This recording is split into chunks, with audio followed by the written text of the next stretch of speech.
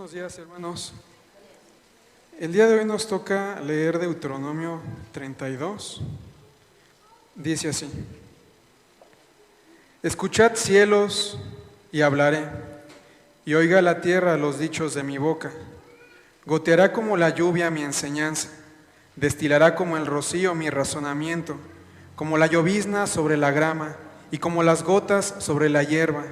Porque el nombre de Jehová proclamaré, engrandeced a nuestro Dios. Él es la roca, cuya obra es perfecta, porque todos sus caminos son rectitud. Dios de verdad y sin ninguna iniquidad en él, es justo y recto. La corrupción no es suya, de sus hijos es la mancha, generación torcida y perversa. ¿Así pagáis a Jehová, pueblo loco e ignorante? ¿No es Él tu Padre que te creó? Él te hizo y te estableció. Acuérdate de los tiempos antiguos, considera los años de muchas generaciones. Pregunta a tu Padre y Él te declarará, a tus ancianos y ellos te dirán. Cuando el Altísimo hizo heredar a las naciones, cuando hizo dividir a los hijos de los hombres, estableció los límites de los pueblos según el número de los hijos de Israel. Porque la porción de Jehová es su pueblo, Jacob la heredad que le tocó. Le halló en tierra de desierto y en yermo de horrible soledad. Lo trajo alrededor, lo instruyó, lo guardó como a la niña de su ojo, como el águila que excita su nidada. Revolotea sobre sus pollos, extiende sus alas, los toma, los lleva sobre sus plumas. Jehová solo le guió, y con él no hubo Dios extraño. Lo hizo subir sobre las alturas de la tierra, y comió los frutos del campo, e hizo que chupase miel de la peña y aceite del duro pedernal, mantequilla de vacas y leche de ovejas, con grosura de corderos y carneros de Basán, también machos cabríos, como lo mejor del trigo, y de la sangre de la uva bebiste vino. Pero engordó Jesurún y tiró coces, engordaste, te cubriste de grasa. Entonces abandonó al Dios que lo hizo y menospreció la roca de su salvación. Le despertaron a celos con los dioses ajenos, lo provocaron a ira con abominaciones, sacrificaban a los demonios y no a Dios, a dioses que no habían conocido, a nuevos dioses venidos de cerca, que no habían temido vuestros padres. De la roca que te creó te olvidaste, te has olvidado de Dios tu Creador. Y lo vio Jehová, y se encendió en ira por el menosprecio de sus hijos y de sus hijas. Y dijo: esconderé de ellos mi rostro, veré cuál será su fin, porque son una generación perversa, hijos infieles. Ellos me movieron a celos con lo que no es Dios, me provocaron a ira con sus ídolos. Yo también los moveré a celos con un pueblo que no es pueblo, lo provocaré a ira con una nación insensata. Porque fuego se ha encendido en mi ira, y arderá hasta las profundidades del Seol. Devorará la tierra y sus frutos, y abrazará los fundamentos de los montes. Yo amontonaré males sobre ellos, y emplearé en ellos mis saetas. Consumidos serán de hambre, y devorados de fiebre ardiente y de peste amarga. Dientes de fieras enviaré también sobre ellos, con veneno de serpientes de la tierra. Por fuera desolará la espada, y dentro de las cámaras el espanto. Así al joven como a la doncella, al niño de pecho como al hombre cano. Yo había dicho que los esparciría lejos, que haría cesar de entre los hombres la memoria de ellos, de no haber temido la provocación del enemigo, no sea que se envanezcan sus adversarios, no sea que digan: nuestra mano poderosa ha hecho todo esto, y no Jehová. Porque son nación privada de consejos, y no hay en ellos entendimiento. Ojalá fueran sabios que comprendieran esto y se dieran cuenta del fin que les espera. ¿Cómo podría perseguir uno a 1000 y dos hacer huir a 10,000 si su roca no los hubiese vendido y Jehová no los hubiera entregado? Porque la roca de ellos no es como nuestra roca, aun nuestros enemigos son de ellos jueces, porque de la vid de Sodoma es la vid de ellos, y de los campos de Gomorra las uvas de ellos son uvas ponzoñosas, racimos muy amargos tienen. Veneno de serpientes es su vino, y ponzoña cruel de áspides. ¿No tengo yo esto guardado conmigo, sellado en mis tesoros? Mía es la venganza y la retribución. A su tiempo su pie resbalará, porque el día de su aflicción está cercano, y lo que les está preparado se apresura. Porque Jehová juzgará a su pueblo, y por amor de sus siervos se arrepentirá, cuando viere que la fuerza pereció, y que no queda ni siervo ni libre. Y dirá: ¿dónde están sus dioses, la roca en que se refugiaban, que comían la grosura de sus sacrificios y bebían el vino de sus libaciones? Levántense, que os ayuden y os defiendan. Ved ahora que yo soy, y no hay dioses conmigo. Yo hago morir, y yo hago vivir. Yo hiero, y yo sano, y no hay quien pueda librar de mi mano. Porque yo alzaré a los cielos mi mano, y diré: vivo yo para siempre. Si afilare mi reluciente espada, y echaré mano del juicio, yo tomaré venganza de mis enemigos, y daré la retribución a los que me aborrecen. Embriagaré de sangre mis saetas, y mi espada devorará carne, en la sangre de los muertos y de los cautivos, en las cabezas de la larga cabellera del enemigo. Alabad naciones a su pueblo, porque él vengará la sangre de sus siervos, y tomará venganza de sus enemigos, y hará expiación por la tierra de su pueblo. Vino Moisés y recitó todas las palabras de este cántico a oídos del pueblo, él y Josué hijo de Nun. Y acabó Moisés de recitar todas estas palabras a todo Israel, y les dijo: aplicad vuestro corazón a todas las palabras que yo os testifico hoy, para que las mandéis a vuestros hijos, a fin de que cuiden de cumplir todas las palabras de esta ley. Porque no os es cosa vana, es vuestra vida, y por medio de esta ley haréis prolongar vuestros días sobre la tierra a donde vais, pasando el Jordán para tomar posesión de ella. Y habló Jehová a Moisés aquel mismo día, diciendo: sube a este monte de Abarim, al monte Nebo, situado en la tierra de Moab, que está enfrente de Jericó, y mira la tierra de Canaán que yo doy por heredad a los hijos de Israel. Y muere en el monte al cual subes, y se ha unido a tu pueblo, así como murió Aarón tu hermano en el monte Hor, y fue unido a su pueblo, por cuanto pecasteis contra mí en medio de los hijos de Israel, en las aguas de Meriba de Cades, en el desierto de Sin, porque no me santificasteis en medio de los hijos de Israel.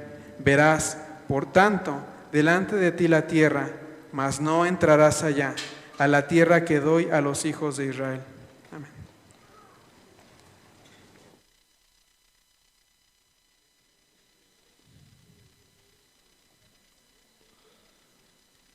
Quizá una de las formas más fáciles de recordar algo o de grabarlo en nuestra memoria es a través de una canción. Y esto es lo que encontramos en el pasaje mayormente. Encontramos a Moisés componiendo un cántico que Dios le había ordenado para enseñar al pueblo. Pero ¿cuál era el propósito de este cántico? Vean por favor, lo habíamos visto en el capítulo pasado, Deuteronomio 31, versículo 19. El Señor le dice a Moisés: ahora pues escribíos este cántico y enséñalo a los hijos de Israel, ponlo en boca de ellos, para que este cántico me sea por testigo contra los hijos de Israel. Porque yo les introduciré en la tierra que juré a sus padres, la cual fluye leche y miel, y comerán, y se saciarán, y engordarán, y se volverán a dioses ajenos y les servirán, y me enojarán e invalidarán mi pacto. Y cuando les vinieren muchos males y angustias, entonces este cántico responderá en su cara como testigo, pues será recordado por la boca de sus descendientes. Porque yo conozco lo que se proponen de antemano, antes que los introduzca en la tierra que juré darles.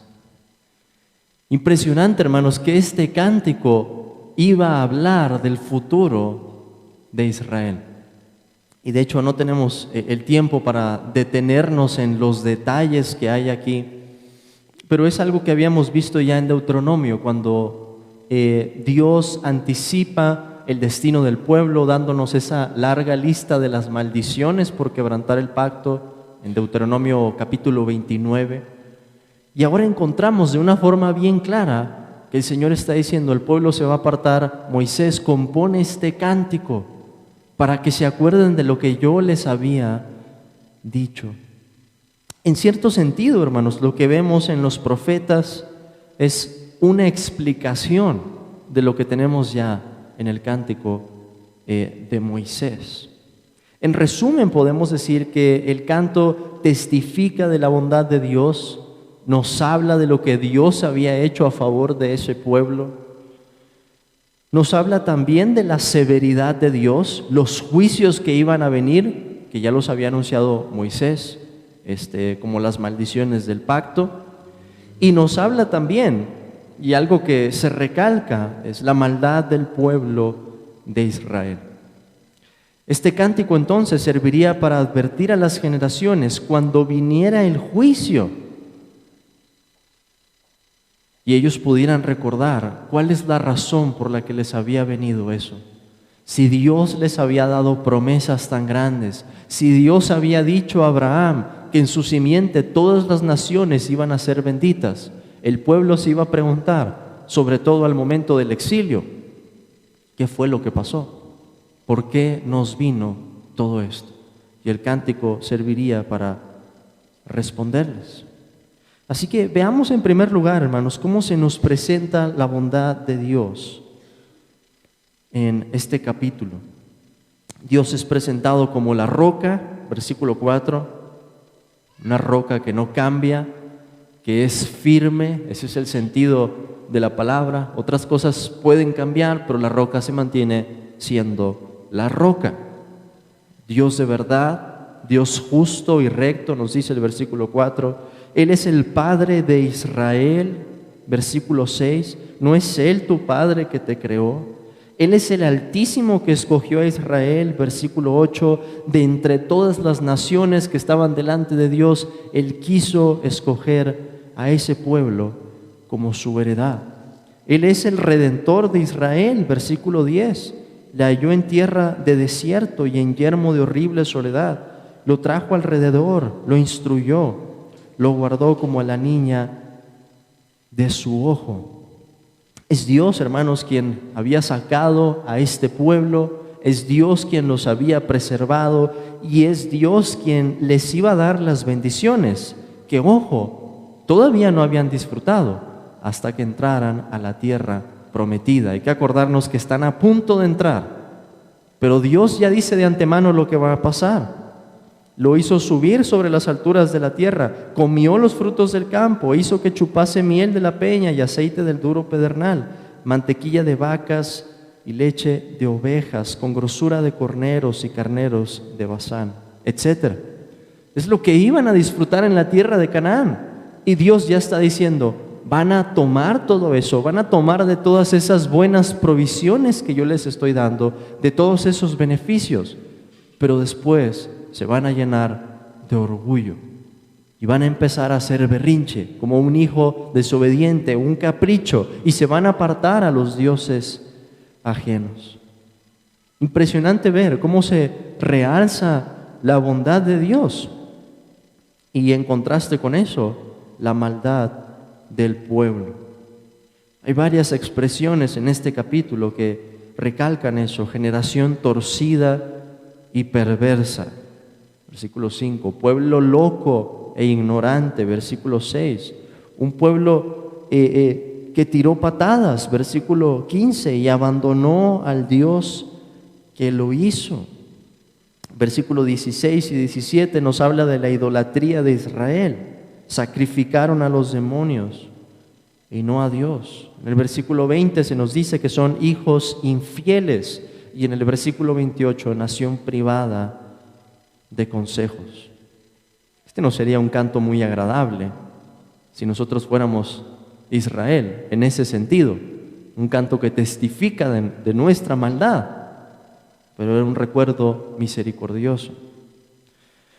Y tenemos también la severidad de Dios. Por eso, por esa desobediencia de Israel, dice el versículo 19, y lo vio Jehová y se encendió en ira por el menosprecio de sus hijos y de sus hijas. Y dijo, esconderé de ellos mi rostro, veré cuál será su fin. Y lo que tenemos a continuación más adelante es cómo Dios derrama las maldiciones de las que se nos habían hablado en Deuteronomio 29, que se pueden resumir en tres, y son las tres calamidades más grandes que el ser humano puede experimentar: hambruna, peste y guerra. Versículo 24: consumidos serán de hambre y devorados de fiebre ardiente y de peste amarga. Diente de fieras enviaré también sobre ellos, con veneno de áspide, con veneno de serpientes de la tierra.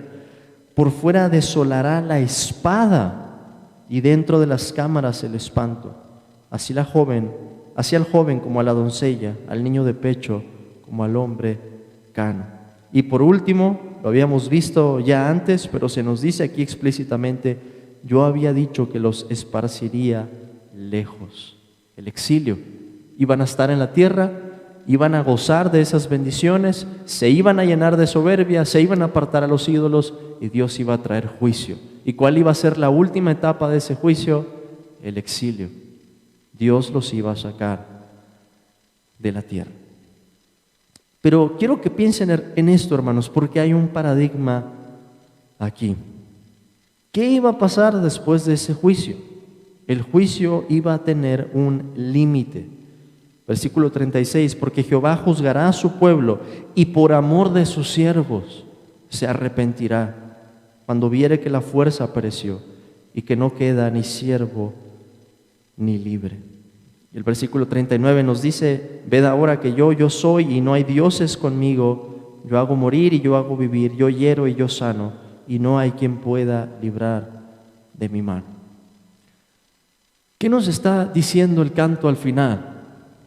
Que Dios iba a restaurar a su pueblo, que Dios iba a aprender, que el pueblo iba a aprender después de todos esos juicios de Dios, quién es el que libraba, quién es el que castigaba, quién es el que da vida y quién es el que mata.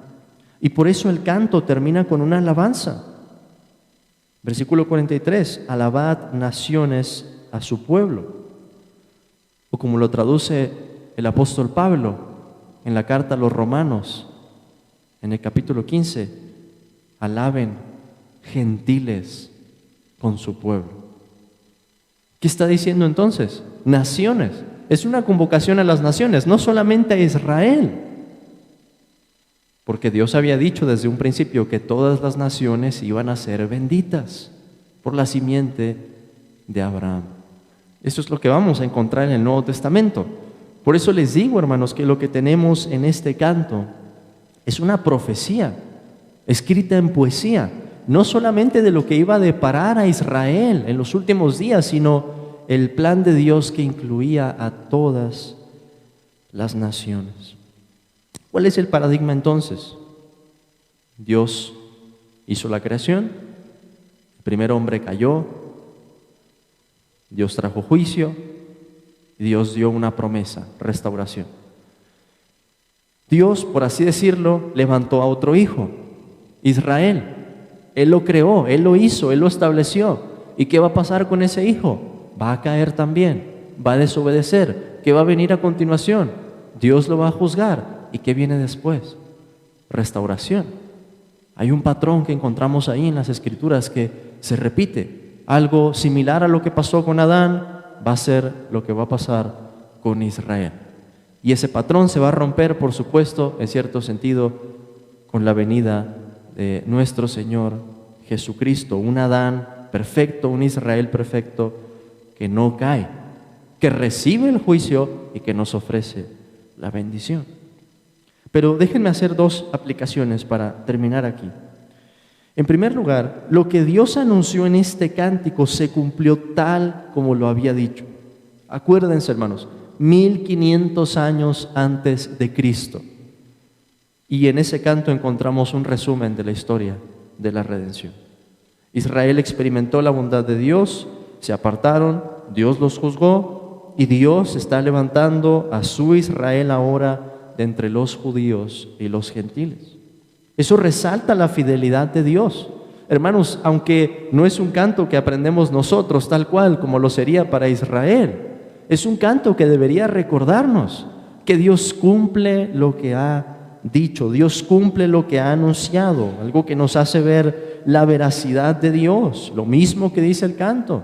Dios de verdad, sin ninguna iniquidad en Él, es justo y recto.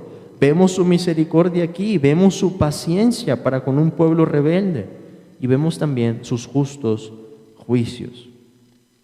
Pero en segundo lugar, este cántico sigue siendo un testimonio de quién es Dios y cómo es el hombre en su condición natural, algo que es representado por Israel.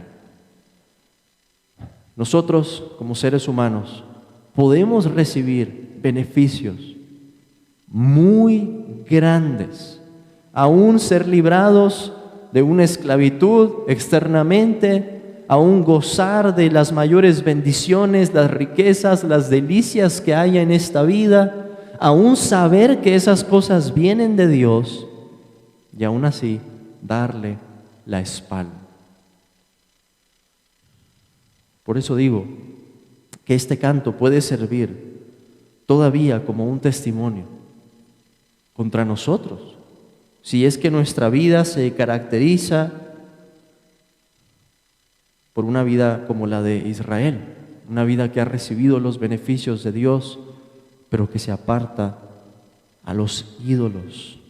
Y si es así, hay un llamado aquí en esta mañana para considerar nuestro camino y reconocer quién es Dios, esa clave que encontramos en el versículo 39. Esa es la lección que todo ser humano debería de aprender. Ved ahora que yo soy y no hay dioses conmigo.